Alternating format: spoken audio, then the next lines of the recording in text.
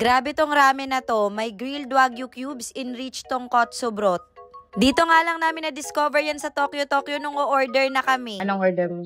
So, ay, may bago pala. Yan, oh. Ito palang grilled wagyu cubes ramen ang nakita ng jowa ko at dahil talagang fan kami ng Tokyo, umorder na agad kami niyan. Available nga yan sa regular size na hindi ka mabibitin at meron din namang light size kung sapat lang yung gutom mo. In-upgrade ko rin yan para may red iced tea ako, karaage at gyoza. At eto na nga, tikiman time na. Una ko na nga tinikman itong grilled wagyu cubes na may special sauce pa. At ate, sabi ko sa'yo, literal na melt in your mouth to. Yung noodles naman ay firm pa rin kahit na medyo matagal ko siyang nakain dahil nag-video pa ako. Itong tonkotsu broth naman ay very rich and tasty na talagang mako-comfort yung buong pagkatao mo. Sulit na sulit din sa akin tong grilled wagyu cubes ramen sa dami ng ingredients nito. Maraming cabbage, may shiitake mushrooms at meron ding tamago. Syempre hindi rin nagpahuli sa pasarapan tong favorite side dish kong gyoza. O siya, alam ko naman na natatakam ka na kaya pumunta ka na rin sa pinakamalapit na Tokyo sa'yo at mag-grilled wagyu cubes ramen ka na rin.